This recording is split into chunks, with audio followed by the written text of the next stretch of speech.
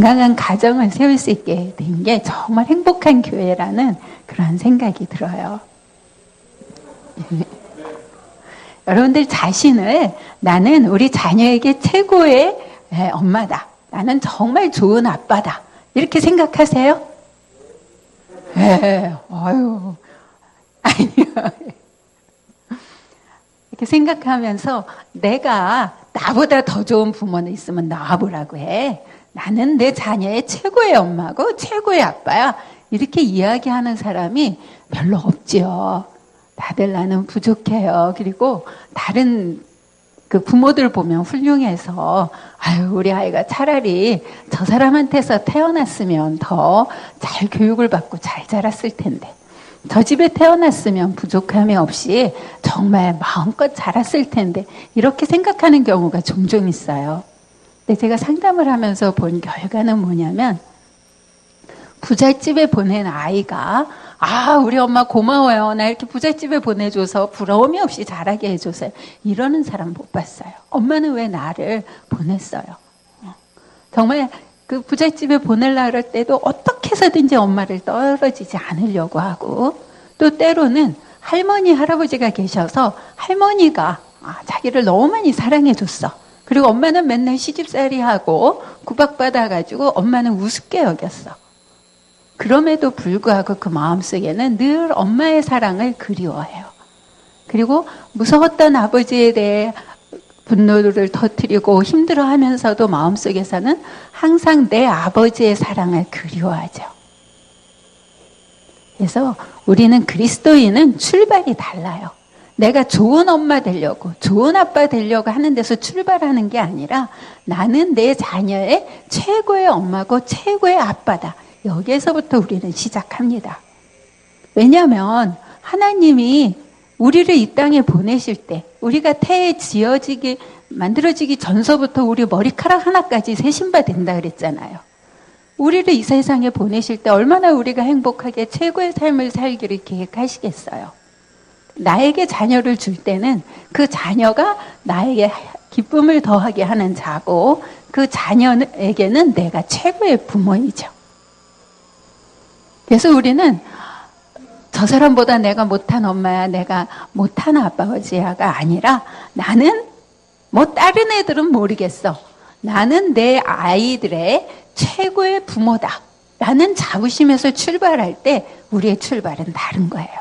한번 옆에 있는 사람에게 얘기해 보세요. 나는 우리 아이의 최고의 엄마예요. 우리 아이의 최고의 아빠예요. 자신 있게 이야기해요.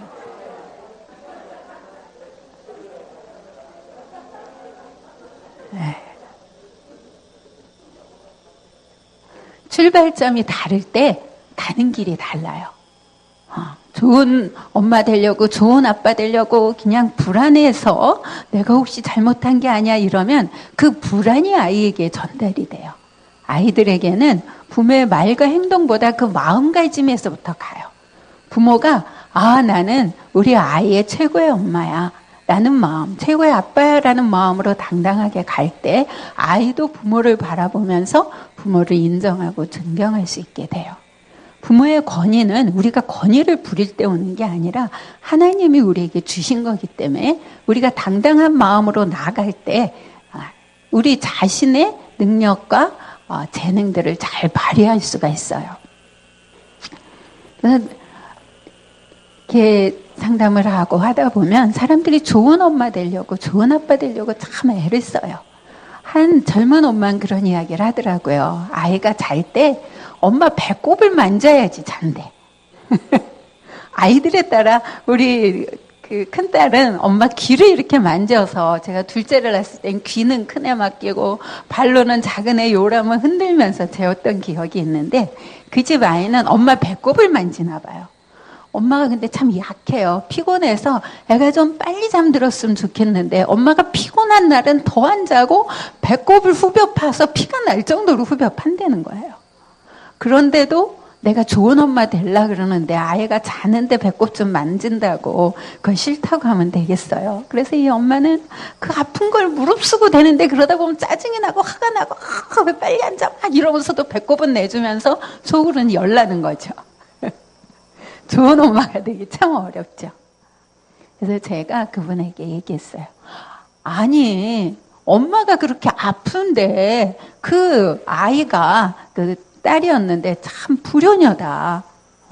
엄마가 그렇게 아프도록 하면서도 엄마가 아파가지고 신음을 내는데도 그렇게 만지는 거는 그 자녀가 좋은 자녀예요? 나쁜 자녀예요? 그러니까 당신은 좋은 엄마가 되는지 모르지만 당신 아이는 불효자를 만들고 있네요.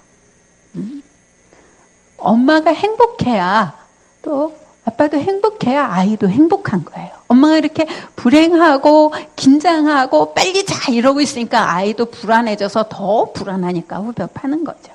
그래서 정말 아프면 얘야 엄마는 오늘 너무 피곤하고 아파서 배꼽은 안 되겠어.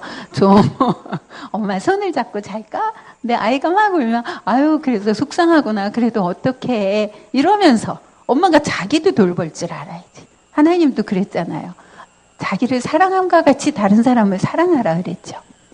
근데 우리가 자기는 이렇게 돌보지 않고 막 하다 보면 그게 아이에게 좋은 부모가 될 것 같은데 아이들 마음에는 죄책감을 길러주고 오히려 좋은 부모가 되지를 못해요. 여러분들 요즘은 비행기들 많이 타던데 비행기 탈 때 보면 처음에 안전교육을 해요. 그러면서 비행기가 이렇게 사고가 나게 되면 비행기 구멍이 뚫리거나 이러면 산소가 빠져서 호흡이 어려워지거든요. 그래서 산소 마스크가 떨어지면 산소 마스크를 착용하라고 착용하는 법을 알려줘요. 근데 그때 어린아이와 같이 동반하고 있는 부모는 어린아이를 먼저 착용을 해주고 그 다음에 부모가 착용을 하세요. 이렇게 말할까요? 아니죠. 그럼 어떻게 하라 그래요? 엄마가 먼저 착용을 하고 성인이 먼저 착용을 하고 어린아이를 채워주래요. 왜냐하면 성인이 아이 채우다가 그냥 이거 호흡 못해서 정신 잃어버리면 아이도 제대로 못 채우고 자기도 죽을 수 있잖아요. 그러니까 빨리 자기 거 채우는 거 익숙하니까 자기 얼른 산소 마스크하고 아이도 채워주래요. 그것처럼 부모는 정말 나는 이미 충분히 좋은 부모이기 때문에 나를 잘 돌볼 줄 알아야 돼요. 그래서 내가 아프거나 내가 속상하거나 배가 고프거나 이런 걸 나를 잘 돌봐야 그 다음에 아이를 보고 아이의 상황도 돌볼 수가 있어요. 근데 부모가 자기가 배가 고프면 아이가 배고픈 줄 알고 아이를 계속 먹여서 아이는 배 터져 죽고 엄마는 배고파 죽고 이런 일이 종종 일어난단 말이에요. 내가 공부를 못한 한이 있어서 아이는 집안일 아무것도 하지 말고 공부만 해라 이래가지고 아이는 공부에 질리고 엄마는 계속 공부에 한이고. 그래서 내가 뭔가 아이에게 자꾸만 염려되고 걱정하고 뭔가 하는 일이 있으면 그거는 내가 그거의 부족이 아닌가 생각해야 돼요. 우리 딸은 아이 보고 뭐 조금만 지나면 힘들지 이러더라고요. 조그만 애가 어려서부터 힘들어 엄마 이거 해줘 힘들어 이래요. 보니까 우리 딸이 자기가 힘들었어. 제가 어려서 공부에 한이 있어가지고 우리 딸이 이렇게 뭐 밥상 차릴 때 정리하는 거 도와주려 오려 그러면 제가 막 화가 났어요. 왜냐하면 시험 때인데 요것이 시험 공부하기 싫어서 와가지고 왔다 갔다 하고 돈 낸다고 이러고 오네. 그래가지고 짜증을 내면서 야 가가지고 너 시험 때인데 공부하기 싫어서 와서 그랬지. 가서 공부해. 막 이래가지고 살림을 안 하다가 결혼을 해서 살림을 하려니 너무너무 힘이 들었던 거예요. 막 정리도 안 되지, 밥도 안 되지, 반찬도 안 되지. 걔네 집에 가면 뭘 얻어먹기가 쉽지가 않아요. 그러니까 자기가 힘드니까 아이 기르면서 힘드니까 아이 보고 맨날 힘들지 그러는데 아이는 에너지가 넘치는데 그러니까 그냥 아이가 힘들어 이러면서 엄마한테 다 해달라니까 엄마는 더 힘들어. 아이의 일거수일투족 이걸 다 도와주려니까 얼마나 힘들어요. 요즘은 저희 집에 아이가 셋이어서 저희 집에 와서 들어와 살거든요. 요것들이 앉아가지고 할머니 물, 엄마 숟갈 뭐 이래가지고 제가 딱 야 너는 수저 놓고 넌 물 놓고 여기 할아버지 모셔오고 이렇게 다 일을 분담을 시켰어요. 그랬더니 요즘은 그런 일들 하면서 오히려 힘이 나요. 그래서 내가 아이에게 주로 하는 일은 나의 문제가 아닌가를 봐야 돼요. 그걸 내려놓으면 내가 날 잘 돌보면 아이의 요구를 듣고 거기에 반응할 수가 있어요. 또 하나 여러분들 배우자가 우리 남편이 좋은 아빠 같아요? 우리 아내가 좋은 엄마 같아요? 나는 그렇다고 치고 우리 배우자를 보면 하는 게 그렇게 못마땅할 수가 없죠. 우리 남편도 아이들에게 잘하겠다고 그러는데 아이를 야단쳐야 될 때는 그냥 지나가고 야단치지 않아도 될 때는 막 야단을 치고 아이에게 뭐 한번 가르쳐 준다고 할 때는 우리 아이가 둘째가 물구나무 서기를 못한다니까 야 물구나무 서기를 왜 못해 이러고 밤에 11시쯤 들어와서 그 아이를 끌고 동네 학교 운동장에 가서 막 이 아빠가 열이 나 있으니까 애가 이미 주눅이 들어가지고 이러고 있잖아요. 해봐 그러고 안 하니까 다리로 정강이를 차면서 애를 가르쳤다 그래. 그건 답답하잖아요.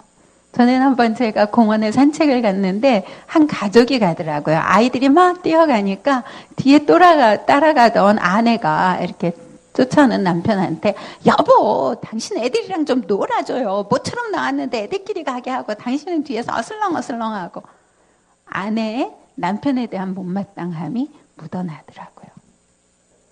그런데 내가 내 자녀의 최고의 엄마인 것처럼 내 남편은 내 아이들의 최고의 아빠인 것을 인정해줘야지 돼요.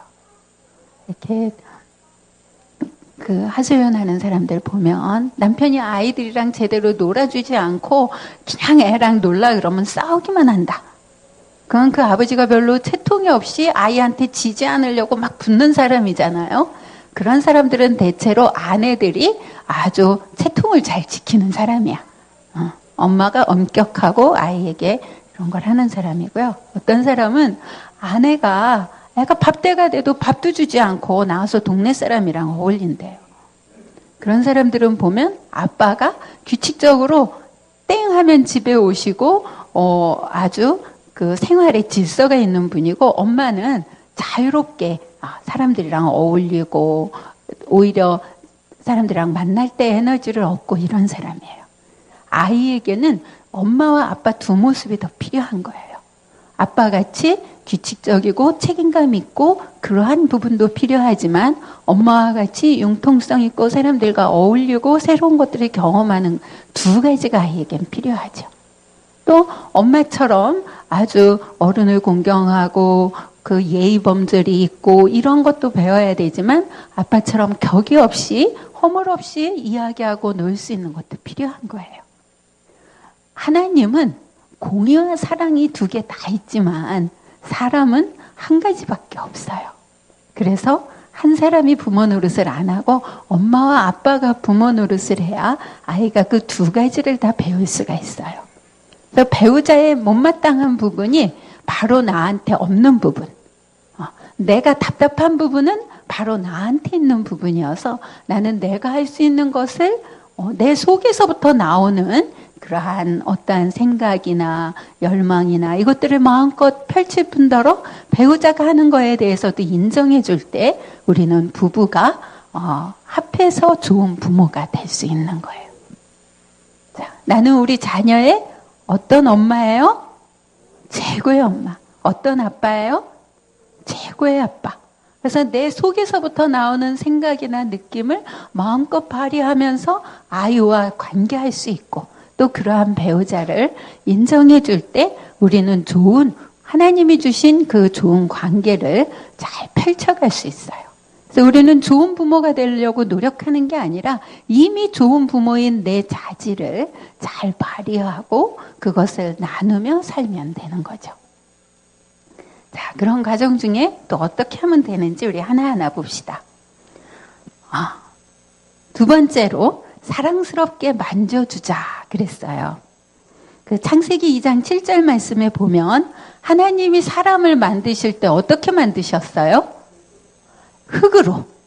네, 다른 동물들은 전부 말씀으로 만드셨죠. 있어라 고라니도 생기고 뭐 곰도 생기고 다 생겼는데 사람은 흙을 빚어서 흙을 만져서 이렇게 해서 만들었어요. 사람은 만져주는 게 필요해요. 사랑스럽게 잘 만져줄 때 한 사람이 형성이 되는 거예요. 엄마가 그 아이를 젖을 주면서 포근하게 안아주고 이렇게 만져주는 데서 아이는 안정감을 느껴요. 내 존재를 느끼죠. 그리고 아빠가 그 아이랑 씨름을 하고 아이를 보고 만져주고 이러는 데서 내가 참 소중한 존재구나 이런 걸 느끼는 거예요.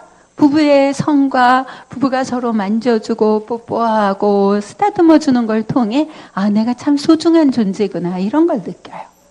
우리의 행복과 기쁨을 느끼는 제일 밑바닥은 어디서부터 오냐면 몸에서부터 와요. 우리가 맛있는 걸 먹을 때 행복하죠. 좋은 향기를 맡고 좋은 소리를 듣고 이럴 때 행복한 것처럼 더 깊은 행복이 어디서 오냐면 우리를 사랑스럽게 만져주는 데서부터 행복이 와요.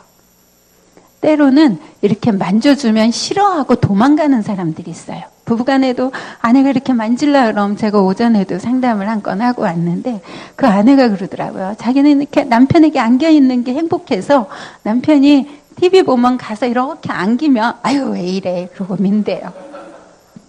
그분은 그러한 사랑스럽게 만져줌을 당하지 못해서 그 자기 자신이 자신감 있게 잘 펼쳐지지가 못한 거예요. 그래서 오게 된 게 아이가 말을 안 해서 왔는데 그렇게 아버지가 뭔가 눌리니까 같이 해서 뭔가 눌린 게 아이한테 와서는 그 안에 참 많은 재능이 있음에도 불구하고 펼쳐내지 못하고 표현하지 않게 되는 거죠. 그래서 제가 사랑스럽게 이렇게 밀쳐내는데 자존심 상하고 머쓱해 하지 말고 우리가 이렇게 만져주려고 하는데 탁 치면 자존심 상하는 거는 내 자신에 대한 자부심이 부족하기 때문이에요. 자부심은 우리가 하나님의 자녀로 이미 가진 거니까 저 사람이 이런 사랑을 잘 못 받도록 저렇게 마음이 가난하고 불쌍하구나 생각하고 더 사랑스러운 마음으로 부드럽게 이렇게 해보라 그랬어요. 이렇게 자녀들을 사랑스럽게 안아주는 게 아이들에게 행복감과 자아 존중감을 키워줘요. 요즘 지금 우리나라 사람들의 가장 힘든 게 자아 존중감이 낮은 거야. 오히려 옛날에는 다들 나름대로 자부심이 있었는데 지금 아이들 보면 굉장히 그러한 자존감이 낮아져 있고 불안이 참 많아요. 여러분들이 아이를 만져주세요. 저도 이제 이런 공부를 하고 나서 저희 둘째 아이는 사내 아이였는데 그 초등학교 때 아버지한테 이렇게 정강이도 차이고 이랬던 애가 말을 하면 말이 알아듣기 이렇게 똑똑하게 해야 되는데 알아듣기 어렵게 이야기하는 거예요. 여러분들 자녀들 중에 혹시 그런 애들이 있을지 몰라요. 이렇게 말을 알아듣지 못하게 우물우물하는 아이들은 자존감이 낮은 거예요. 걔가 누나도 똑똑하고 엄마 아버지도 한대는데 자기 자신이 굉장히 형편없게 느껴졌던 것 같아요. 그래서 어버이날 편지를 써도 맨날 뭐라고 쓰냐면 제가 우리 가정의 행복을 해치는 것 같아 죄송합니다. 뭘 해서 잘못했습니다. 이러고 써요. 그러니까 뭔가에 눌려 있으니까 소리가 우물우물 하는 거죠. 제가 이런 공부를 하고 그 아이가 중학교 때서부터 안아주기를 시작을 했어요. 제가 이렇게 안았을 때 걔가 안길까요? 뻣뻣해가지고 왜 그러세요? 1년이 넘게 그래도 안아주고 우리 아들 멋있다 누워있으면 엉덩이도 툭툭 쳐주고 다리도 만지면서 우리 아들 참 멋있다 이쁘다 이러면 에이요 처음에 이렇게 뻣뻣했다 그 다음에는 엄마나 그러지요. 다른 사람 보기에는 다 자기가 못생기고 형편이 없다는 얘기예요. 그래도 꾸준히 하니까 그게 대학교 가서도 좀 어려웠는데 대학교 군대를 갔다 오면서 대학교 가기 전에 한 번 사건이 있었어요. 아버지랑 한번 대학교 갈 때 아버지가 명퇴하게 되면서 그 아이는 대학교에 가서는 뭔가 자기가 공부를 잘하고 싶었는데 성적이 안 나와서 부모 몰래 휴학을 하고 1년 동안 학교에서 알바를 하고 군대를 갔어요. 근데 군대를 1월 4일 날 가서 군대 가기로 다 했을 때 12월 말에 연말 정산을 해야 되니까 납부금 낸 증명서를 갖고 와라 이랬는데 애가 대답을 우물우물 하더니 편지를 하나 주고는 나갔다 왔더니 두툼한 봉투와 함께 편지를 놓고 아이가 없더라고요. 그래서 이게 뭔가 봤더니 자기가 성적이 안 나와서 휴학을 하는데 그 즈음에 엄마 휴학하는 건 어떻게 생각하세요? 이러는데 제가 휴학은 무슨 휴학? 요즘 애들은 공부하기 싫으니까 괜히 휴학하고 빨리 졸업하고 돈 벌어야 되는데 휴학한다 뭐 한다 그러면서 안 한다고 막 제가 열내면서 얘기했기 때문에 얘가 나도 휴학하려 그래요. 이런 이야기는 못하고 혼자 휴학을 했던 거예요. 그리고 열심히 학교 도서실 그 서점에서 알바해서 모자른 납부금 학교에 이미 내서 휴학을 했는데 한 반 정도만 돌려줬나 봐요. 그러니까 나머지를 열심히 벌어가지고 보태서 그 돈과 함께 편지를 놨더라고요. 그때 저희가 그 아이를 윽박질렀으면 계속 걔는 웅웅거렸을 텐데 그때 우리가 야, 너 너무 잘했다. 네가 스스로 결정해서 자기 인생을 생각하고 그렇게 한 건 너무 잘했다. 그리고 그 아이를 축하해주고 인정해주고 군대를 보내고 그동안 그 아이를 꾸준히 안아주고 이러던 것이 그때부터 그 아이가 자기 이야기를 하면서 목소리도 또랑또랑해지고 군대 갔다 와서 제대하고는 직장을 제대로 직장생활 하더라고요. 그 이전에는 자기 고민을 얘기하는 게 엄마 나는 선배들이랑 이야기하는 게 너무 힘들어요.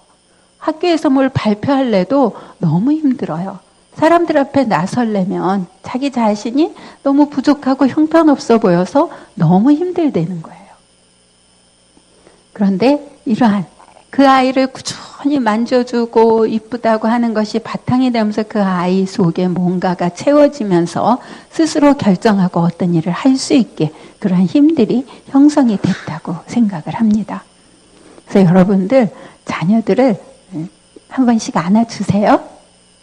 볼도 만져주고 지금은 그 아들이 집에 오면 먼저 자기가 저를 꼭 안아주고 제 볼에 뽀뽀를 해주고 그래요.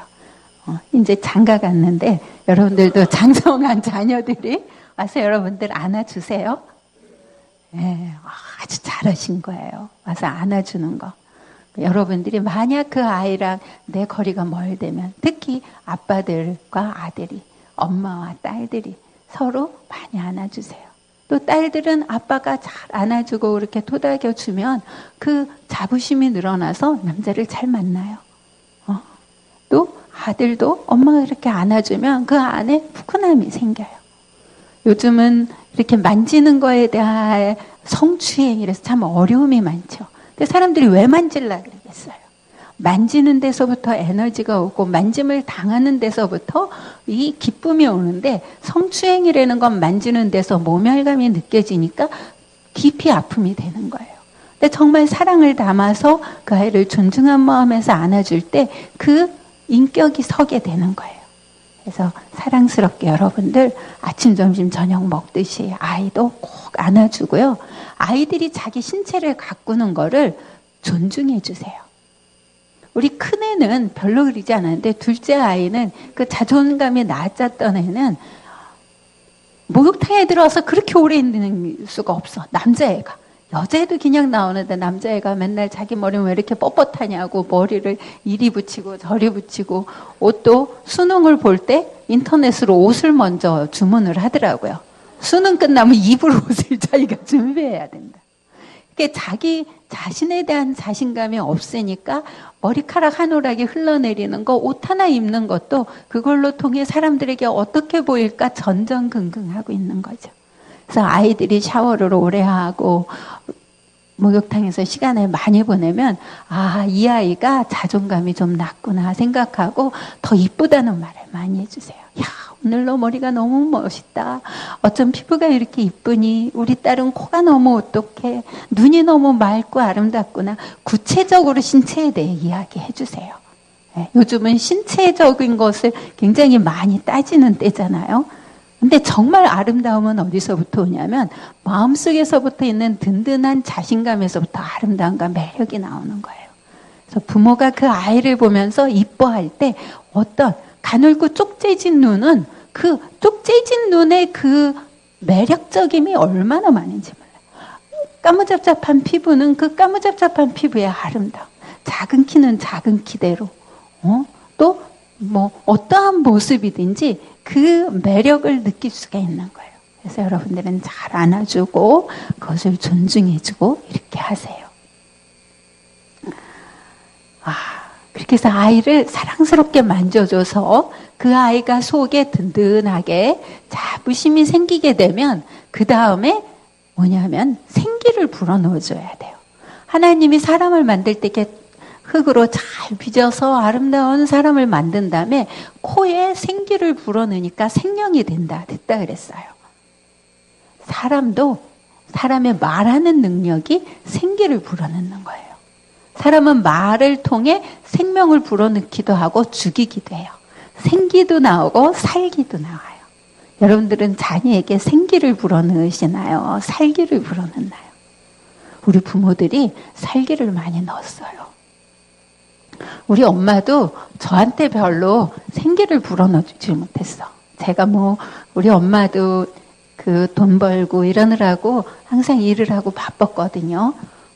그러면은 제가 설거지 청소해 놓으면 와서 야 하느라고 애썼다 이래야 되잖아. 야 너는 손가락이라고 낯살이나 먹어서 이렇게 물은 다 튀고 싱크대에 물 다 튀겼다고 낯살이나 먹어서 그거밖에 못했냐 그러고 또 그 물기 없게 이렇게 놓으면 야 그릇을 했으면 설거지 했으면 찬장에 올려놔야지 다 늘어놓고 칭찬받은 적이 없고 제가 기억이 되는 건 낯살이나 먹어서예요.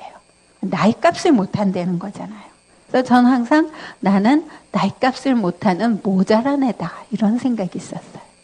그래도 우리 엄마가 저한테 좋은 말 하나 해준 게 뭐냐면 아유 저건 신랑을 잘 만나야지 어떻게 살지. 뭐예요?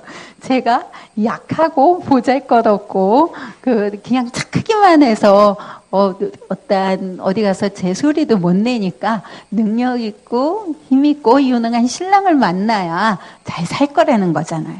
그래서 저는 제 자신은 형편없는 것 같은 생각이 드는데 그래도 엄마가 해주신 말씀대로 신랑을 잘 만났어요. 우리 신랑을 뭘 잘 만났냐면 우리 신랑이 저를 보고 항상 저를 보고 예쁘다고 해주더라고요. 저는 제가 형편없이 못난 줄 알았어요. 그래서 친구랑 미용실에 가서 머리를 자르는데 미용사가 제 머리 친구도 이제 옆에서 자르고 저도 머리를 자르고 있는데 제 머리 자르는 미용사가 머릿결이 참 좋네요 이래요. 그럼 내 머릿결이 좋은 거예요? 제 머릿결이 좋은 거예요? 내 머릿결이 좋은 거잖아요. 내 머리 자르는 미용사니까.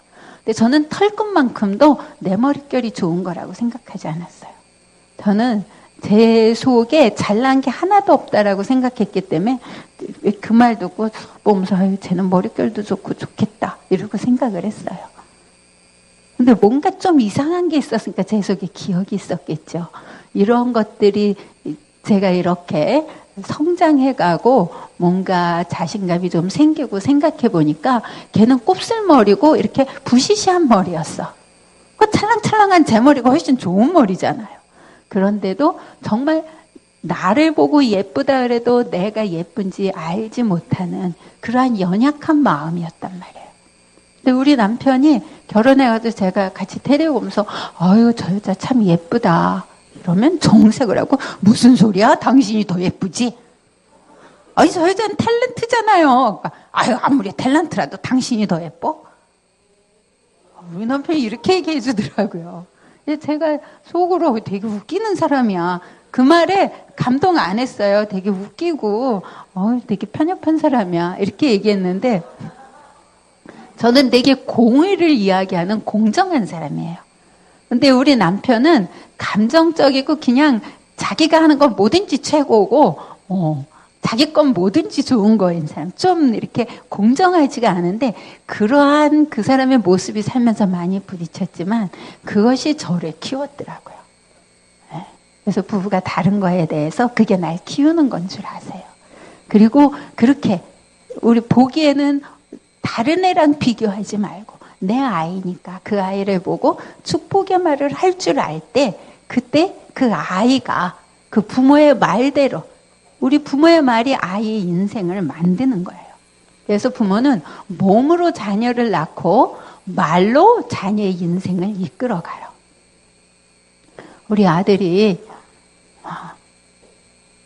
대학 때 와가지고 그렇게 선배랑 말하려면 말을 어떻게 해야 될지 모르겠고 말을 자꾸 버벅거리고 못하고 또 학교에서 발표할래도 그것 때문에 힘들어서 그냥 발표하면 진땀을 빨빨 흘리고 제대로 한 것만큼 발표하지 못했다고 속상해하면 여러분들 뭐라 그러겠어요?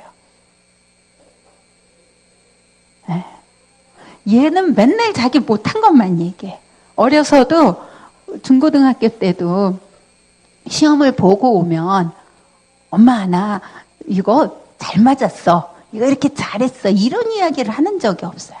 와서 이제 시험 끝나고 올 때부터 얼굴이 좀 이렇게 돼 있어요.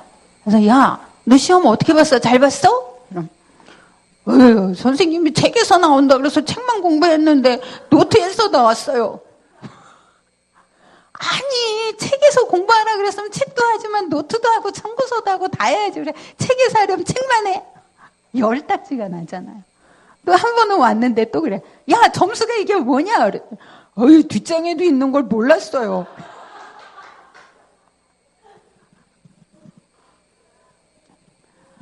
그러니까 그 아이가 이렇게 부정적인 그 이야기를 할 때마다 제가 열을 내고 왜 그랬냐 이렇게 하지 하는 말에서 그 아이에게 뭐가 전달이 되냐면 이 바보야. 그렇게 두루두루 생각할 줄도 모르고 응? 뒷장을 볼 줄은 융통성도 없고 이 바보야. 이게 가니까 제가 그렇게 안아줘도 대학교 가서도 그렇게 말하기가 힘들었던 거죠. 자기는 바보고 부족하다고 생각하니까. 우리 아들이 바보가 아니에요. 우리 아들이 그래도 공부도 열심히 하고 대학도 잘 갔거든요. 그래서 제가 깨달은 게 뭐냐면 자기가 부족하다고 이야기하는 사람이 뛰어난 사람이더라고요.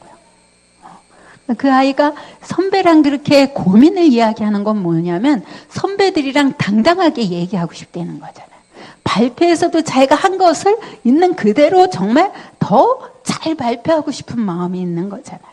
그래서 자녀들이 그렇게 와서 속상해하고 그럴 때 야, 네가 그렇게 선배랑 말하지 못하면 너 너무 힘들겠다. 그리고 그 아이가 하는 정서에 공감을 해줘야죠. 하지만 속으로는 어떻게 해야 되냐면 뿌듯한 마음을 가져야 돼요. 어휴, 이 녀석이 선배들랑 말하는 것도 관심을 가지고 발표도 잘하고 싶어서 이러네. 속으로는 뿌듯한 마음을 가지고 그 아이한테 그래, 야, 너 그렇게 고민을 하고 지금 대학교 1, 2학년 때 그런 고민하는 게 참 멋지다. 너는 정말 최고의 발표가가 될 거야. 이렇게 얘기해주면 그 아이의 인생을 그렇게 해주는 거죠. 그 아이는 최고의 발표가가 되는 거죠. 어릴 때도 그 아이가 이렇게 해서 선생님이 뭐 책에서 나온다 그래서 책만 한다 이랬으면 속에서 무슨 생각? 그 아이 그렇게 이야기하는 아이가 뭐예요? 속상한 거잖아요. 근데 그렇게 이야기하면 부모는 부모가 더 속상해. 더 열이 나가지고 그리고 막 열을 내니까 애는 쭉 들어가고 자기의 속상함을 얘기 못해요. 근데 그럴 때 아이의 마음을 공감해 주는 거죠. 야, 네가 얼마나 속상했겠냐. 야, 선생님이 책에서 나온다더니 왜 거기에서 그렇게 하는 거야? 열을 내주고 그 다음에 해주는 말이 야, 너 선생님 말씀을 그렇게 잘 듣고 선생님 말씀이 어떻게 하는지 듣고 시험을 잘 보려고 그렇게 열심히 책을 했네. 너 그렇게 시험을 잘 보려고 하고 선생님 말씀을 잘 들으면서 하고 이러는 것이 야, 넌 정말 공부에 있어서 으뜸이 되겠다. 관심인 거예요. 전에는 저희 아파트에 장이 섰어요. 그래서 장서인데 분식집이 있는데 거기에 저도 뭐 오뎅을 먹으러 갔는지 어째러 갔는지 거기 서 있는데 아줌마들이 이렇게 서 있고 초등학교가 끝나는 시간이었어요. 한 4학년쯤 돼 보이는 애가 막 저기서 엄마 하고 뛰어와요. 그러니까 엄마가 동네 아줌마들이랑 먹다가 왜? 그러고 이렇게 보니까 엄마 나 100점 맞았어요. 과학 100점 맞았어요. 이러고 와요. 그러니까 엄마가 이렇게 보고 몇 명이나 100점 맞았는데 네, 20몇 명 맞았어요. 에이, 다 맞았네 뭐. 이러고 그냥 돌아서더라고요. 그럼 그 엄마는 뭐예요? 그 엄마 마음속에 뭐가 전달되는 거죠? 네가 무슨 100점 맞겠냐. 네가 100점 맞으면 다 100점 맞은 거지. 그냥 너는 공부해봤자 바닥이야. 이게 전달이 되는 거죠. 그러니까 그 아이는 어떻게 돼요? 앞으로 바닥을 기는 애가 될 거예요. 우리 행동과 말을 통해서 우리는 어떻게 그 아이에게 이야기하는지가 나오는데요. 그렇게 아이를 축복하는 말, 아이의 멋진 인생을 세워주려면 아이를 보는 우리 마음 자세가 달라져야 돼요. 요즘 저희 딸도 아이를 셋을 길러요. 지금 4살, 6살, 8살이거든요. 웬 걱정이 그렇게 많은지 몰라. 그러니까 이걸 먹으면 어떻게 잘못되지 않을까? 혹시 뭐 뒤떨어지지 않을까? 키가 안 클까? 뭐 이제 학교를 들어가니까 공부가 뒤지면 어떡하나? 이러한 걱정이 많으면 걱정이 아이에게 전달이 되죠. 근데 우리 아이는 어떤 아이예요? 내가 최고의 엄마, 아빠인 거와 마찬가지로 우리 아이는 하나님의 성품을 닮아서 멋지게 될 애가 틀림없어요. 그래서 아이의 모습을 보고 멋진 모습을 꿈꾸고 그걸 얘기해야 되는 거예요. 아이가 학교 갔다 와서 엄마 밥을 먹는데 같이 먹을 애가 없고 혼자서만 먹느라고 너무 힘들었어. 이런 이야기를 하면 요즘 많은 관심이 뭐냐면 우리 아이가 왕따 되지 않나, 아이들이랑 어울리지 못하나, 이게 굉장히 큰 걱정이에요. 그럼 걱정이 확 돼요. 야, 우리 아이가 애들이랑 못 사귀고 이렇게 밥도 혼자 먹고 그것 때문에 힘들었다면 걱정이 확 되죠. 그럼 걱정이 되는 거는 사탄이 주는 거예요. 걱정을 확 버리세요. 그리고 아이를 보세요. 아이가 그것 때문에 속상해 하잖아요.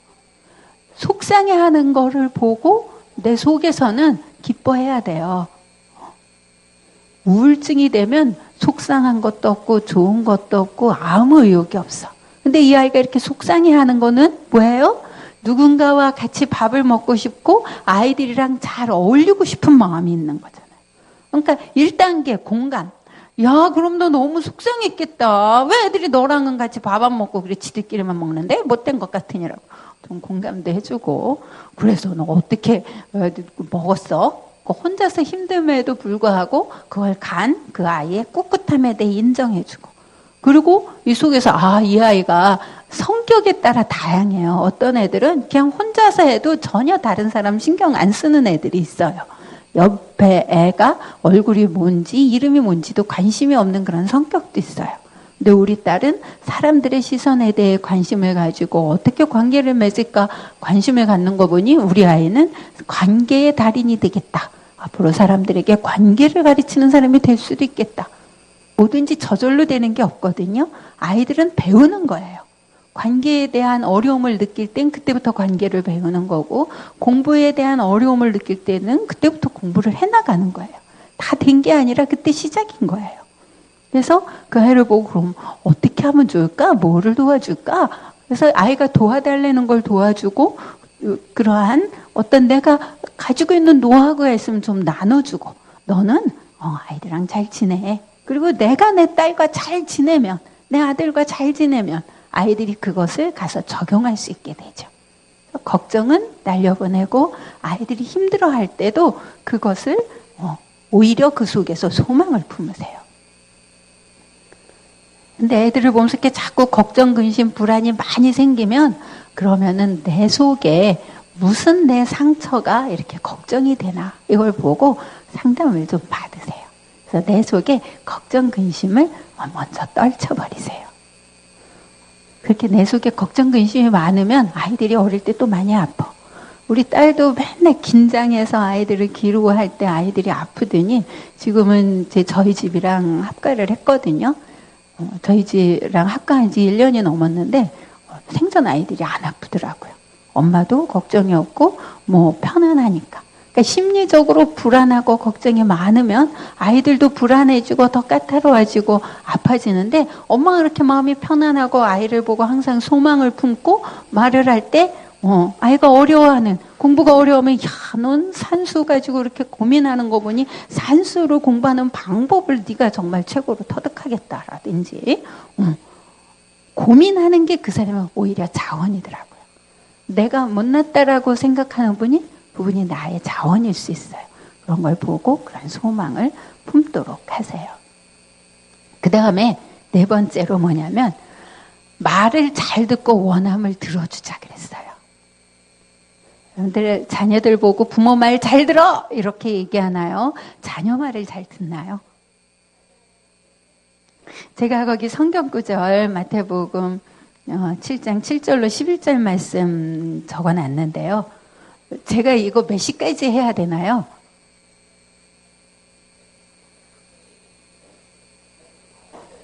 예.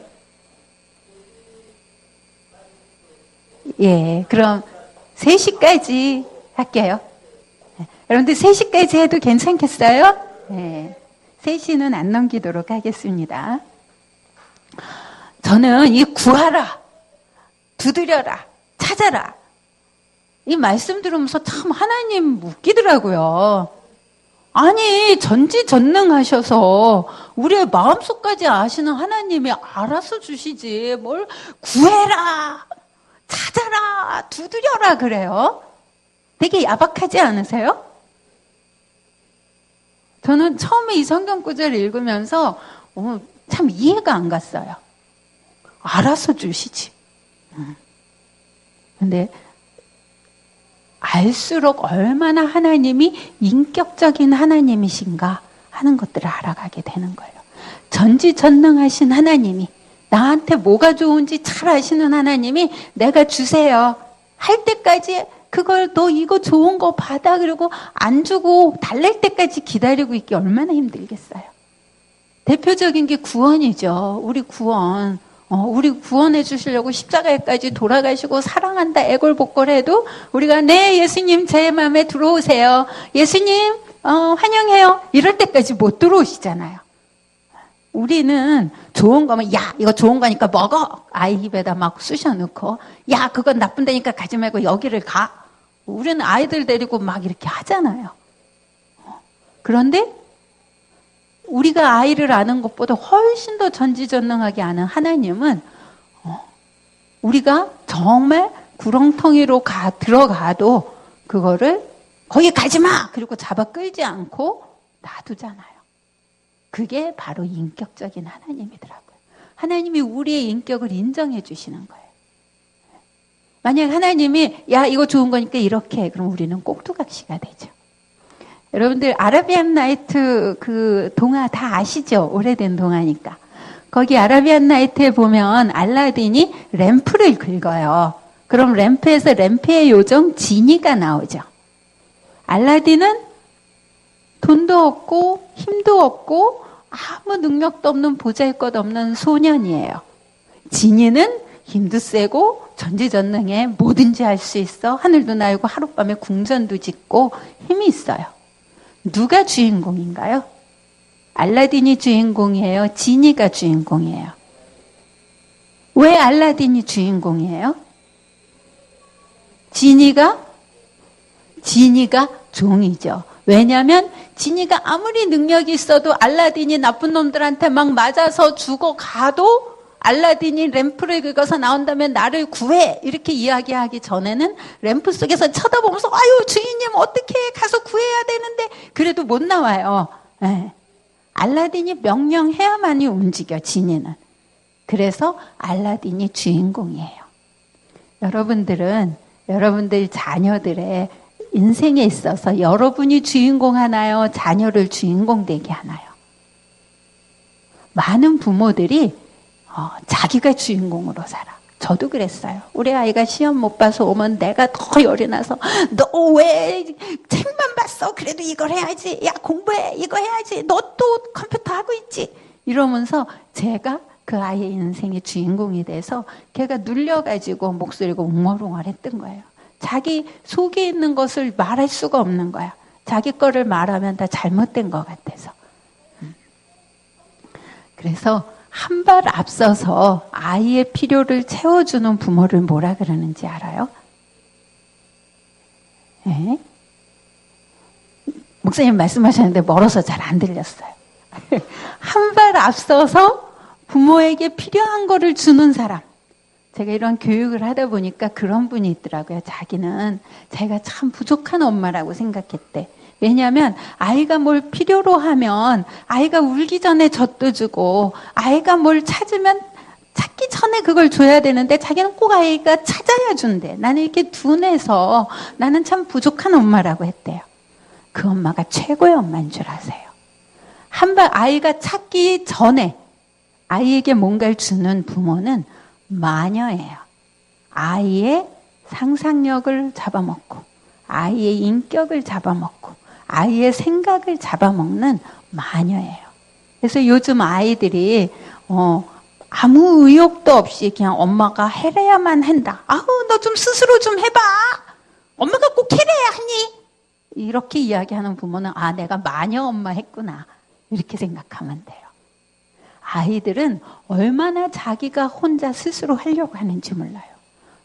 제가 지금 손주를 기르면서 보니까 뭐를 하나 할 때, 이제 아이가 글씨를 쓰기 시작하잖아요. 그럼 글씨를 쓸 때 틀리는 것 같아서, 야, 연필은 이렇게 잡는 거야. 고쳐줄라 그런다든지, 글씨는 이렇게 하는 거야. 고쳐줄라 그러면 막 짜증을 내고 싫어하고, 이상하게 쓰면서도 자기가 쓰려고 해요. 신발끈 묶는 것도 자기가 하려고 그러고, 어렸을 때 그렇게 뭐든지 자기가 하려고 하는데 야 그거 틀렸어 이렇게 하는 거야 이러고 엄마가 몇 번 하면 아이가 그 다음엔 손 놓고 있죠. 엄마가 하세요 이러고요. 근데 이미 우리 아이가 그렇게 돼 있지 않나 봐야 돼요. 그래서 말을 한 다음에 아이가 말을 하면 해주는. 그래서 심리학적으로도 아이가 배가 고파지면 머릿속으로 달콤하고 맛있는 우유를 상상한대요. 그리고 으앙 하고 우는 거는 저쪽 젖 나와 이러는 거죠. 그럼 엄마가 아이가 배고프다 으앙 하면 그래 젖 줄게 그리고 젖을 줘요. 그럼 아이는 어떻게 생각하냐면 아 내가 이 맛있는 젖을 창조했어. 내가 이걸 만들었어. 그래서 내가 이 세상의 주인공으로 살아가는 느낌이 드는 거예요. 근데 아직 배가 고픈 거를 느끼지 못해. 배고프기 1초 전이야. 그런데 엄마가 아이고 나 이제 배고플 때 됐다. 그리고 젖꼭지를 갖다 막 쑤셔 넣으면 아이는 지금 아직 배고픈 걸 모르고 편안하게 있는데 갑자기 뭔가가 입안으로 막 쳐들어오는 거야. 그러더니 막 콸콸콸콸 뭐가 쏟아져 나오면 킥킥거리면서 그러는데 엄마가 계속 킥킥거리면 아유 살이 들렸어 그리고 계속 넣으면 아이고 먹어야 되나 막 꿀꺽꿀꺽 먹으면서 이 속에 자기가 생각해보고 상상해보는 게 없어진단 말이에요. 그래서 아이가 요청할 때까지 기다리는 거예요. 여러분들은 배우자가 말 안 해도 알아서 해주기 바라나요? 그런 경우들이 종종 있죠. 말 안 해도 통해야지. 말 안 해도 통한다는 거는 그거는 어떤 꿈속에 있는 그러니까 어려서 내가 속으로 어린아이가 젖 나와라 속으로 생각하면 젖이 쭉 나오던 그때를 상상하는 거예요. 그러니까 어렸을 땐 내가 세상의 왕이처럼 내 생각대로 다 움직인다고 생각하는 거예요. 근데 차츰 자라면서 내 생각대로 안 되는 걸 깨닫게 되죠. 어떤 때는 울었는데도 엄마가 안 줘. 그러면은 내가 창조했는데 이거 알고 보니까 엄마라는 존재가 주는 거네. 그러면은 엄마 기분 좋게 방긋방긋 또 웃어주고 기분이 나쁜 것 같으면 좀 참기도 하고 좋은 것 같을 땐 달라고 하고 떼도 쓰고 이러면서 생존 기술을 익히는 거예요. 그래서 뭐를 깨달아야 되냐면 내가 원하는 걸 표현해야 된다는 걸 깨달아야 되는데 자라면서 엄마 저쪽 엄마 뭐 맛있는 거 줘요. 그럼 얘는 엄마 바쁜 것도 안 보이니 얘는 꼭 엄마 바쁠 때 이래. 이러게 되면 나는 엄마를 힘들게 하는 사람이야. 그러고 못하는 거죠.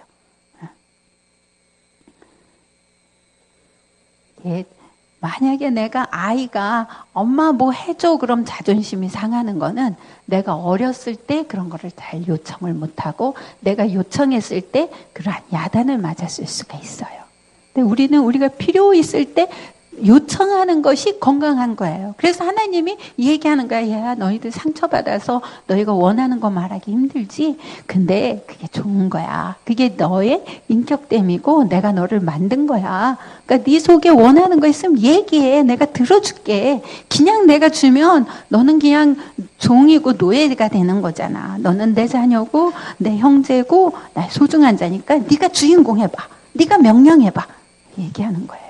우리 아이들에게도 명령하게 해야 되고 배우자에게도 내가 원하는 게 있으면 얘기를 하세요. 말을 해서 들어주는 게 나를 존중해 주는 거예요. 말하지 않았는데도 들어주는 거는 그 사람이 주인공 돼서 하는 거죠. 그래서 우리는 표현을 하고 상대가 어떤 걸 요청하면 기쁘게 그걸 해줄 수 있는 게 내가 건강한 거죠.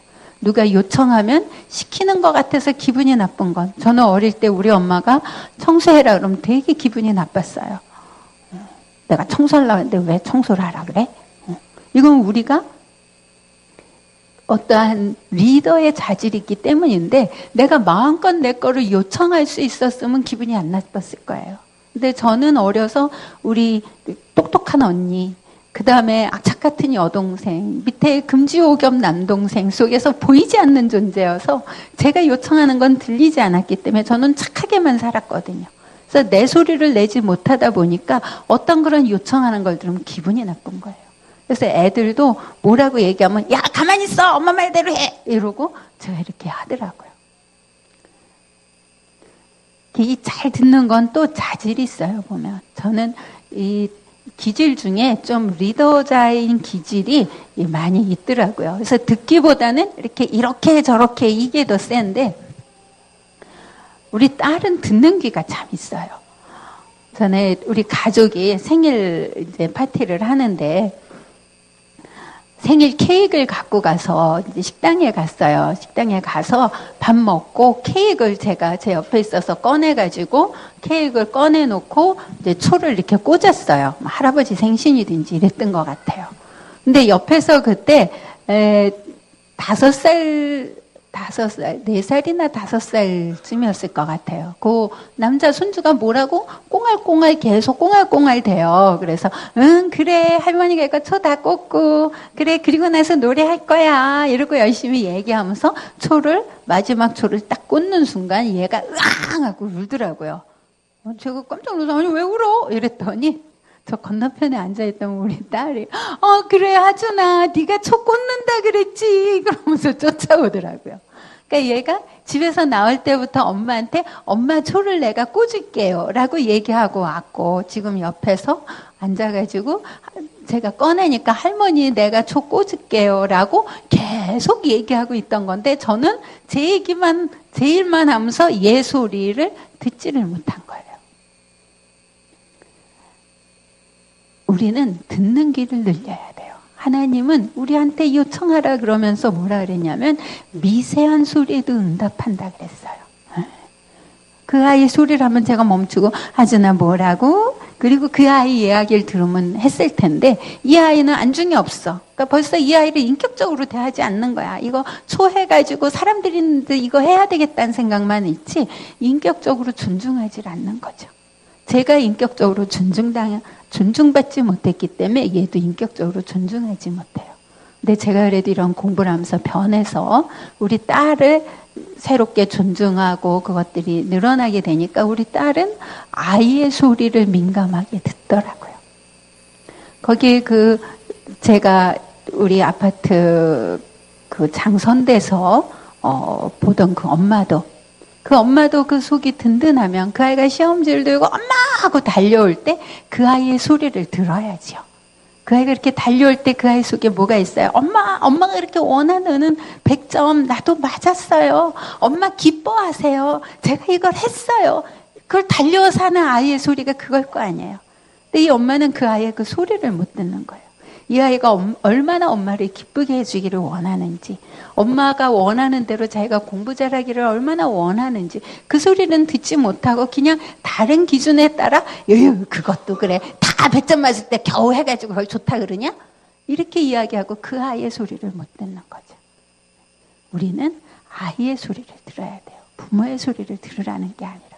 그래서 아이의 모습을 보고 아이의 그 모습을 보면서 감탄하고 기뻐해야 되는 거예요. 그래서 네가 100점 맞아서 이렇게 기뻐했니? 그래서 이렇게 달려왔어? 그리고 우리 아들이 와가지고 그렇게 시험지 못했다고 얼굴이 일그러져가지고 뒷점을 못 봤어요. 이랬을 때 그 모습을 보고 감탄하고 기뻐해야 돼요. 요 아까 3번에서 감탄하고 기뻐해야 된다는 이야기 강조를 좀 못한 것 같아요. 아이가 우는 모습을 보고도 우는 건 뭐예요? 뭔가 하고자 하는데 안 돼가지고 안타까워하는 모습이죠. 그 모습이 얼마나 사랑스러워요. 열내는 모습도 사랑스럽고 그렇게 신나게 달려오는 모습도 사랑스럽고 그 모습을 보고 사랑스러워하고 축복할 때 아이들은 신나게 자기 속에 있는 것을 펼쳐나갈 수 있는 거예요. 우리가 아무리 좋은 것도 우리 아이에게 강요하게 되면 그거는 아이를 위한 게 아니에요. 그거는 내 자신의 어떤 부족을 채우기 위함이에요. 그래서 아이가 요청하는 걸 듣고 움직이는 것. 그게 어디 또 연결이 되냐면요. 애쓰는 게 실력이다. 이거예요. 힘들지. 이러면서 아이가 힘든 걸 못 보는 부모들이 있더라고요. 힘든 거는 뭐예요? 힘든 거는 실력을 만들어요. 요즘 저희 때나 또 지금 한 60대 이상인 분들은 어려운 시절을 겪은 분들이에요. 그럼 그분들은 다 생존에 그 애착이 있고 능력이 있어요. 근데 요즘 젊은이들은 공부는 잘해. 근데 능력이 없어, 스스로. 제일 큰 능력이 뭐냐면 살림을 또 못해. 정리도 안 되고 부모가 가서 살림을 다 해줘야 돼. 부모가 공부하는 거 힘든다고 공부만 하라 그래가지고 실질적으로 그 일들을 못해요. 아이들이 어릴 때 여러 가지를 다 해봐야 돼요. 그래서 가정 일도 좀 분담해서 하고 힘든 거를 겪어야 실력이 생긴단 말이에요. 아이가 하는 거가 힘들어 보인다고 도와주게 되면 그 아이는 자기의 능력을 발휘할 수 없게 돼요. 그 나비가 고치에서 나올 때 그 고치를 우리 손으로 찢으려고 해봐요. 안 찢어지잖아요. 나비가 그거를 뚫고 나오려면 얼마나 힘들겠어요. 그거를 그 입이랑 뭐랑 온 힘을 다해서 그걸 뚫고 나오겠죠. 그걸 보고 있으면 너무 안 돼가지고 뚫으려고 그럴 때 그거를 이렇게 가위로 잘라준단 말이에요. 그러면 그 나비는 나와가지고 날지를 못하고 그냥 잡혀먹어 죽죠. 힘들지만 그거를 뚫고 온몸을 버티면서 그걸 하는 과정 중에 근육이 생기고 날개가 튼튼해져서 나오자마자 날아갈 수가 있는 거예요. 우리 아이도 힘들어도 자기가 뭔가 그 일들을 해나갈 때 아이가 실패하더라도 그걸 할 때 아이가 실패하는 걸 받아들이고 반복해서 할 수가 있어요. 그래서 아이들의 힘들어하는 것을 보면 기뻐하세요. 네. 아이들이 힘들지 않고 그냥 공부해라 어째라 남들보다 부족함이 없이 어떤 걸 해주는 게 아이를 건강하지 못하게 할 수 있어요. 누구는 뭘 가졌는데 나는 뭐가 없는 것 때문에 안타까워하는 마음이 그것들을 더 가지기 위해서 노력할 수 있게 되고, 또 엄마가 바빠서 자기가 설거지 한다든지 청소한다든지 이런 것이 부모를 돕는 뿌듯함이 있게 되고 그런 일하는 능력이 생기죠. 근데 요새는 맞벌이 하는 부부들이 아이들에게 그런 걸 별로 시키지 않더라고요. 그래서 아이는 집에서 엄마가 다 해놓은 것만 먹고 가만히 있으니까 뭐해요? 그냥 컴퓨터 게임만 하고 인터넷만 해요. 부모가 바쁘면 아이도 동참을 해야지. 아이도 집안 청소도 하고 빨래도 하고 밥도 해놓고, 그럼 그거에 대해 감사하고 함께 그 어려움을 같이 지고 나갈 때 아이도 내가 뭔가 기여했다는 기쁨이 있어요.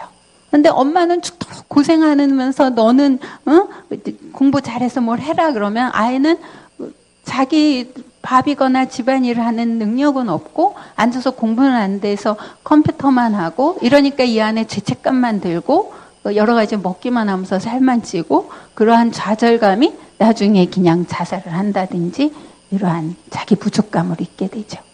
근데 부모가 일을 해도 정말 일하는 부모가 자기를 뿌듯하게 여기고 아이와 함께 그 일들을 나눌 때 아이도 부모를 자랑스럽게 여기고 자기도 뭔가 기여하는 데서 자부심을 느끼는 거죠.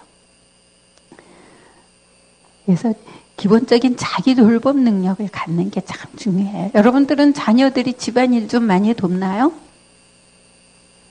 네. 집안일을 분담시키세요. 부부도 같이 하고요. 저도 안 그랬어요.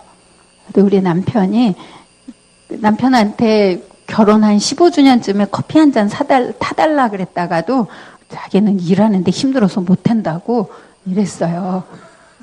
우리 전통적인 생각이 남편은 뭔 일을 안 하고 집에 오면 일을 안 하는 거잖아요.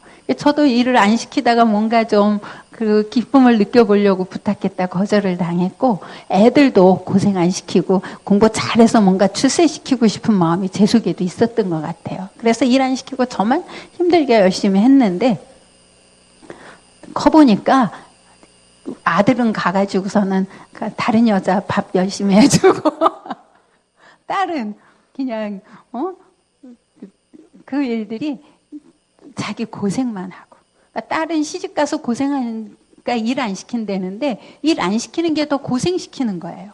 미리 일을 해서 젊을 때 그런 것들이 몸에 붙으면 쉽게 즐거움을 하죠. 가정일이 참 즐거움으로 주변을 아름답게 꾸미고 맛있는 음식을 하고 이것처럼 생산적이고 즐거운 일이 없어요. 그걸 기쁨으로 하고 나눠서 하는 거죠. 근데 제가 이런 공부를 하고 성장이 되면서 요즘은 우리 남편도 밥을 잘해요. 저녁에 설거지 있으면 설거지도 잘해요.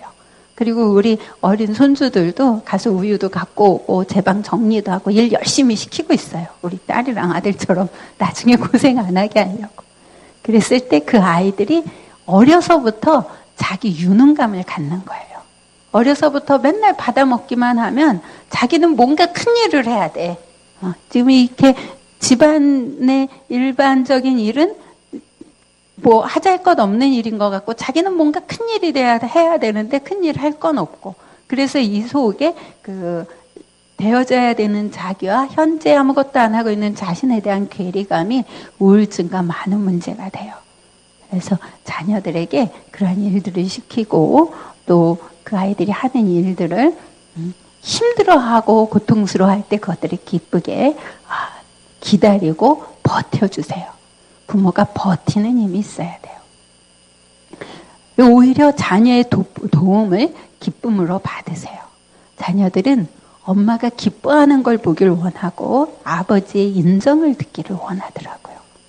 그래서 자녀들이 한 모습들을 보고 인정해주고 기뻐하고, 전에는 제가 가는데 이제 초등학교를 지나서 이렇게 가는데 하교 시간이었어요.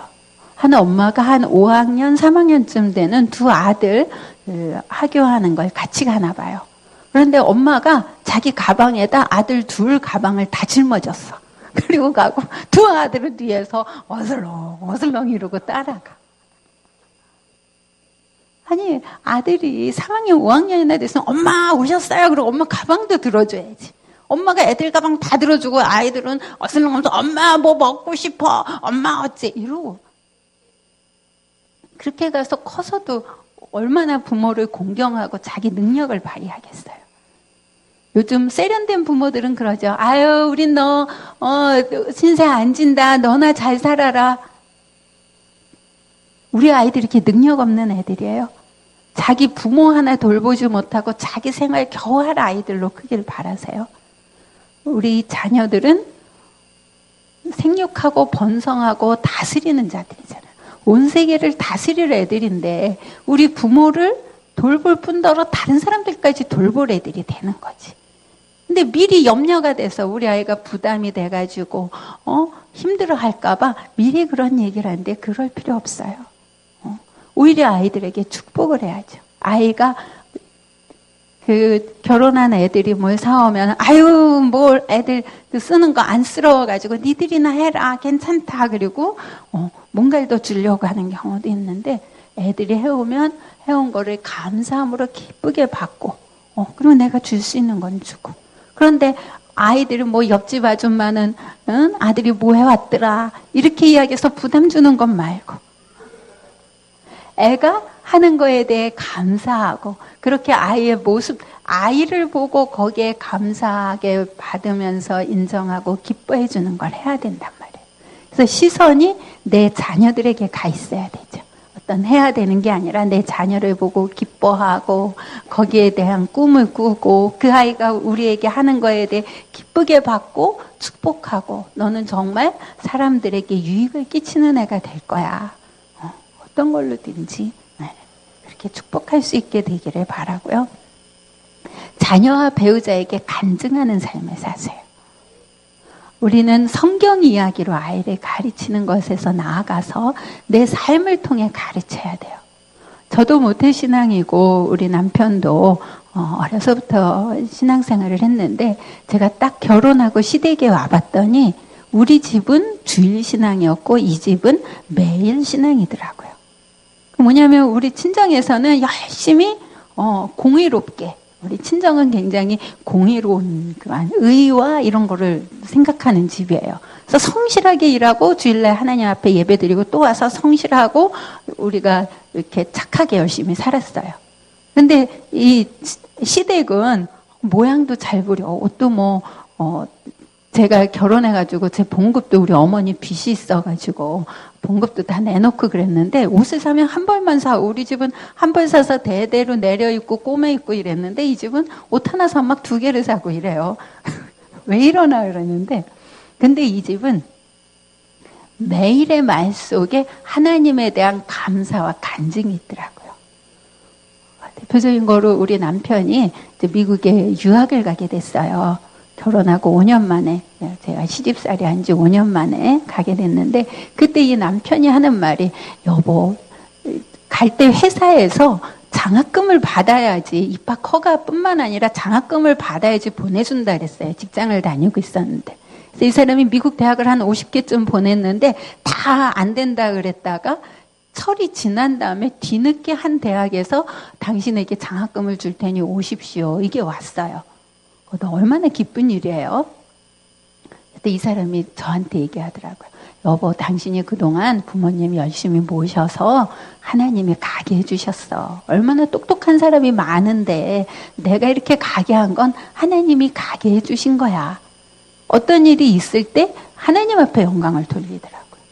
그리고 이 사람이 미국에서 공부 끝내고 다시 회사에 복귀해서 뭔가 해보려고 하는데 이 사람은 신소재 쪽인데 사양길에 있는 섬유소 소장으로 발령이 나는 거예요.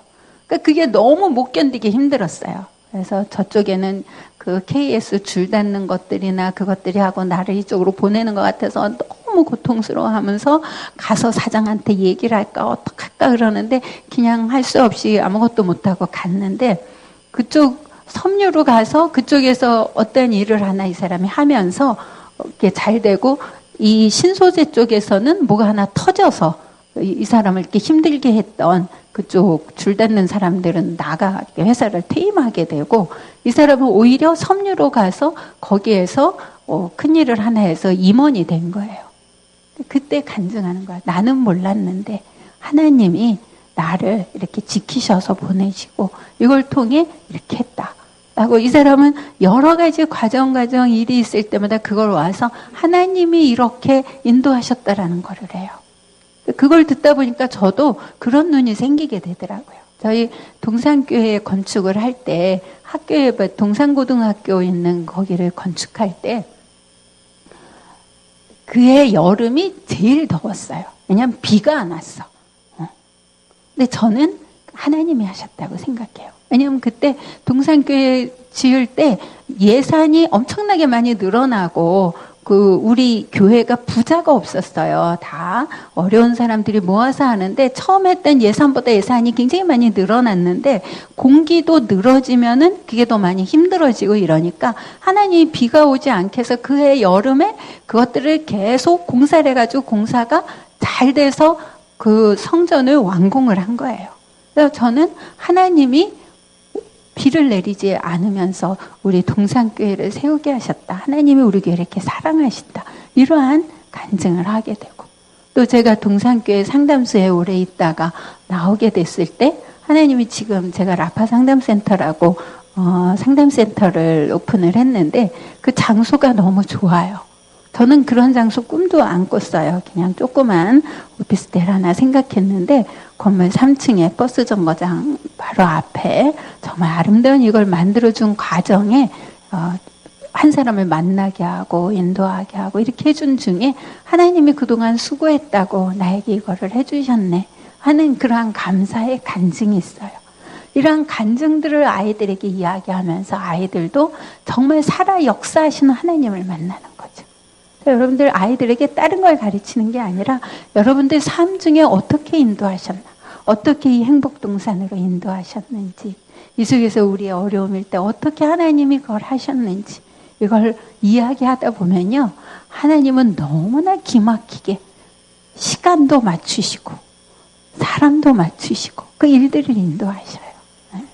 놀라운 역사를 볼 수가 있어요. 아이들에게 그런 이야기를 많이 하세요. 아이들한테 얘기 좀 해봐 이러지 말고 여러분들 삶 중에 경험한 하나님이 역사하신 거를 기쁘게 간증할 때 아이들이 듣고 하나님을 알고 또 자기들의 것도 이야기하죠. 그럼 아이가 어떤 속상하고 슬픈 걸 이야기할 때, 야, 얼마나 슬프겠냐. 같이 마음은 아프지만 이 뱃속 깊이서부터는 기쁨을 느끼면서 우리 아이가 이렇게 안타까워하고 아파하니 그만큼 더 큰 아이가 되겠네. 이렇게 아파하고 안타까워하는 부분에 있어서 이 아이는 정말 대가가 될 거야. 이러면서 그걸 축복을 하는 거예요. 그리고 부모님에 대해서 부모를 떠나고, 여러분들이 또 자녀잖아요. 저도 양가 부모님이 다 살아계세요. 근데 부모는 떠나야죠. 결혼을 했으니까. 결혼을 했는데도 우리 전통적인 그 이조시대 때 남성들은 부모님은 버릴 수 없고 아내는 버릴 수 있다고 부모님 말을 계속 들어야 효도인 줄 아는데 그거는 인간의 생각으로 잘못된 생각이에요. 하나님의 지혜는 장성하면 부모를 떠나는 거예요. 떠난다는 거는 부모의 말대로 움직이는 게 아니죠. 이제 내가 생각해서 내 의지로 움직여요. 근데 내 의지로만 움직이는 게 아니라 하나님이 짝져주신 짝과 더불어서 하는 거죠. 그래서 배우자의 말을 잘 듣고 할 때 치우치지 않고 온전하게 되죠. 그래서 이제는 부모님 말을 듣는 게 아니라 배우자 말을 들어야 돼요. 그래서 배우자 말을 잘 따를 때 우리는 온전해질 수가 있어요. 그리고 배우자 말을 잘 들으면서 함께 부모를 공경해야죠. 부모를 공경하는 게 오래 살고 안 아프고 오래 살고 복 받는 그 일이잖아요. 그래서 부모를 공경하는 일은 뭐냐? 부모를 용서하고, 부모가 잘못한 게 많잖아요. 부모를 인정해 주는 거예요. 우리 엄마도 그렇게 열심히 신앙생활을 하는 분인데 주일신앙이라 그랬잖아요. 열심히 자기 힘으로 애쓰고 힘쓰고 일했지 하나님의 은혜를 그렇게 많이 경험하지를 못하셔서 맨날 입만 열면 네 아버지가 젊을 때 나를 얼마나 고생시켰는데 그냥 한이에요. 그 아버지 뭔가 잘했다는 소리를 못 들어. 네 아버지가 저래가지고 날 고생시켰다. 막 이런 이야기만 했어요. 그래서 제 속에서는 제가 엄마를 굉장히 많이 닮았어요. 그러니까 엄마만 보면 열이 나고 엄마가 나를 이렇게 따뜻하게 만져준 기억은 없고 옆에 이렇게 가면 우리 엄마는 엄지발가락, 둘째 발가락 해가지고 이렇게 꼬집는 걸 잘해. 이불 속에 옛날에 아름몽 이렇게 이불에 있잖아요. 그럼 막 밖에 나가서 추워서 이렇게 해서 야, 너 숙제했어. 가서 숙제. 그러고 꼬면 너 저거 뭐 안 했잖아. 그러고 이래가지고 엄마 옆에 가면은 따뜻하지가 않았어요. 그러니까 엄마는 뭔가 해야 될 일을 향해서 막 열심히 살았던 사람이야.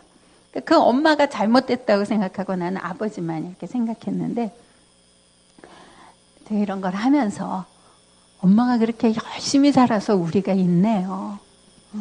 그 고생을 모르고 살았던 부잣집 그 막내 딸이 정말 강원도 깡촌에 그 시골집에 가가지고 있는 고생 다 하고 아이를 낳는데 아버지는 군대 가고 혼자 그 시집살이 하면서 막 그 변 보는데 자궁이 다 빠지고 아무튼 엄청나게 우리 엄마 고생을 하셨어요. 그래도 엄마가 신앙으로 살고 지금도 열심히 기도하시고 그래서 우리가 있다고 그 엄마에 대해 삶을 인정하고 감사하고 이랬더니 올해 우리 아버지가 90세 생신을 했거든요. 우리 엄마가 야, 네 아버지가 요즘은 달라졌어.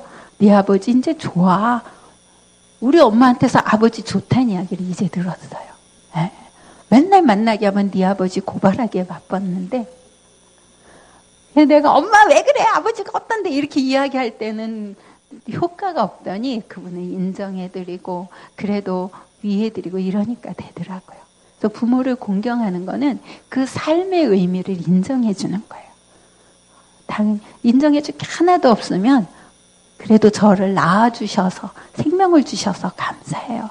어머님 그 어려운 인생 중에 그래도 제 생명을 낳아주셔서 감사합니다. 그리고 그분들의 삶의 의미를 찾아주고 그것들을 인정해주고 이럴 때 그분들도 자신의 모습을 되찾아가게 되죠. 그래서 자기 길을 찾아가는 거예요. 그래서 그 길을 해가는데 아내와 또 남편과 더불어서 의논하고 서로 마음을 합해서 그렇게 할 때 우리 가정이 새롭게 멋지게 서고 우리 자녀가 피어나게 되리라고 생각을 합니다. 여러 가지 성경 구절 중에 시편 68편 3절 말씀 우리 다 같이 한번 읽어보죠. 시작.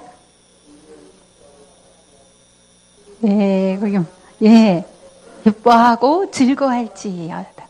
다시 한번 읽어보죠. 의인은 기뻐하여 하나님 앞에서 뛰놀며 기뻐하고 즐거워할지어다. 여러분들은 의인이에요? 아니에요? 의인이죠. 우리가 완전히 의로운 사람은 아니에요. 부족한 게 많은 걸 알아요. 하지만 우리를 의롭다 하셨기 때문에 우리는 의인이에요. 그래서 우리는 하나님 앞에서 뛰놀며 기뻐하고 즐거워하는 게 뭐로 뛰놀고 기뻐하고 즐거워하냐면 우리 자녀들을 보고 기뻐하고 우리 배우자를 보고 기뻐하고 우리 부모님에게 인정해주고 그래서 우리 삶 속에 그러한 기쁨이 있을 때 우리 인생이 정말 가장 의미 있고 아름다운 인생이 되리라고 생각을 합니다. 여러분들 잘 들어주셔서 감사합니다. 수고하셨습니다.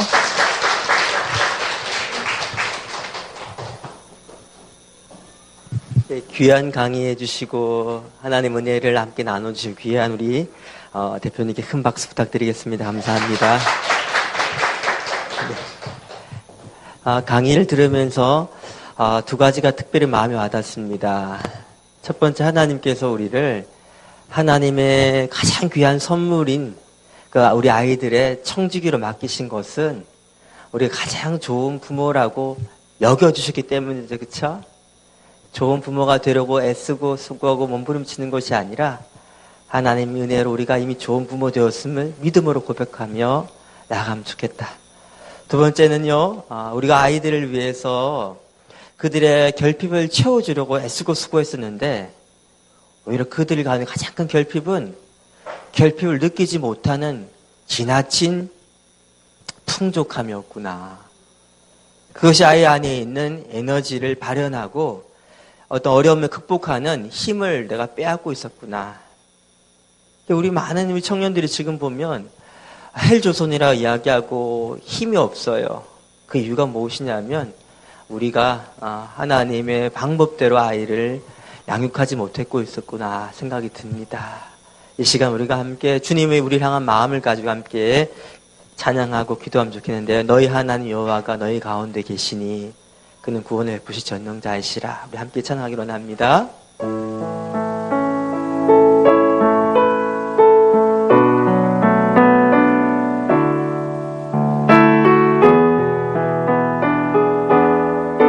너희 하나님 여호와가 너의 하나님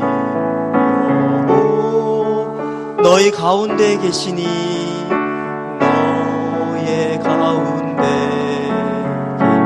그는 구원을 베푸시 그는 구원을 베푸실 전능자이시라.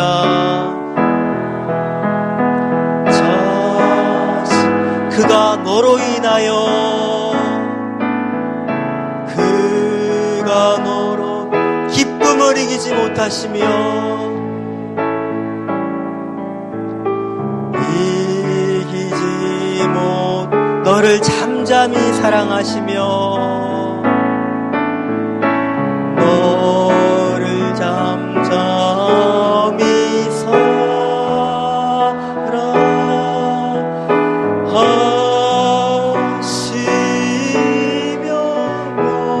즐거이 부르며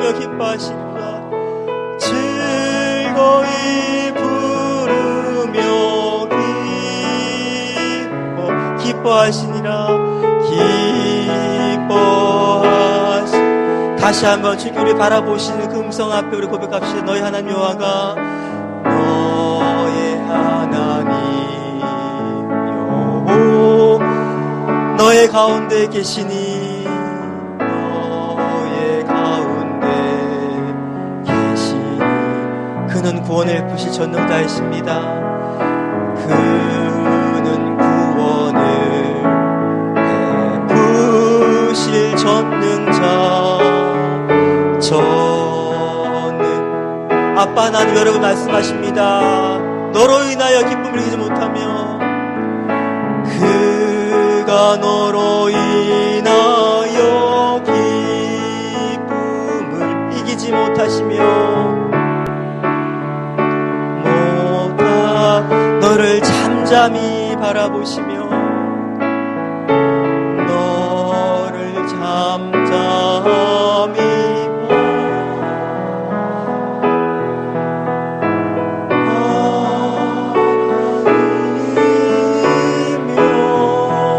즐거이 부르며 기뻐하시노다. 즐거이 부르며